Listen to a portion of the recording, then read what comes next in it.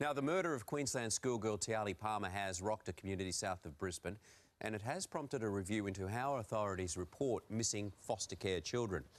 Now, a week after the body of the 12-year-old was found in a Gold Coast river, her family and friends will gather to say their goodbyes. And reporter Phil Wilmington is in Brisbane, where the funeral is about to be held. And Phil, what's going to happen there today?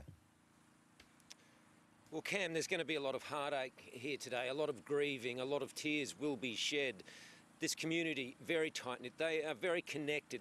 It's being held, the ceremony today, at the Anglican Maori Mission Church.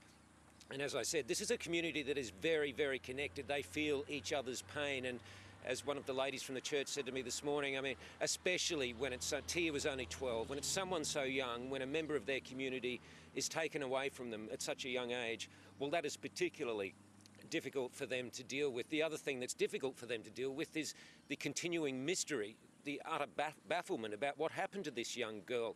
But I spoke to a lady from the church this morning about how the community is feeling and how many. For example, they're thinking, this is out on Facebook, that they're having this ceremony today, and they're thinking it could be anywhere between 500 and 2,000 people. They just don't know, but they know there will be a lot of people here today. Here's what Melissa from the church had to say.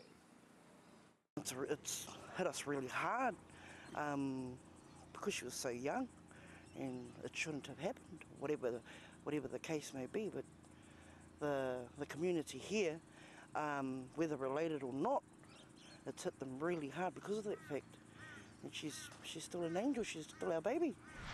Yeah, she still is a baby. And where are the police at with their investigation into this murder, Phil? Well, Cam, they're struggling, and they admit that. They have no clues, no leads, no suspects.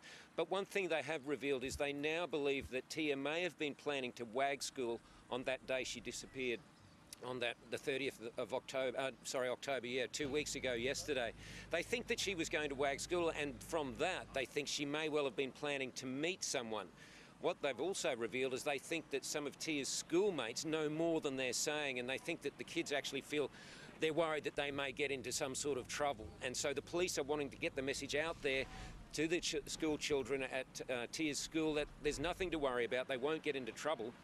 All they want is, the police want the information. They want to know as much as they can. They want some clarity about Tia's movements on that last day she was seen alive. They're urging the parents of the children to speak to their children, reassure them they won't get in trouble, and to bring any information they have to the police. The police have set up a marquee at the school, the Marsden State High School, to try to encourage the students to come and speak to them and help them, Cam, with whatever information, because, as I said, you know, the police admit themselves that this is just a really baffling case that they're dealing with at the moment. Yes, and Phil, although Tia could be a little bit wayward, she had run away before.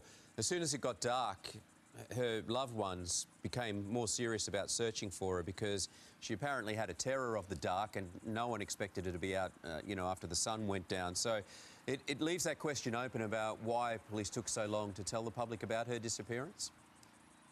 Well, isn't it a bit of irony, Cam, that some of the regulations that are put in place to protect children who are in foster care can actually not work in their favour when something like this, something quite disastrous, happens? And that's why they're having this review, to work out whether red tape, the bureaucratic red tape, played a part in slowing everything down, that they had to have clearances before they could make public the fact that this young person was missing.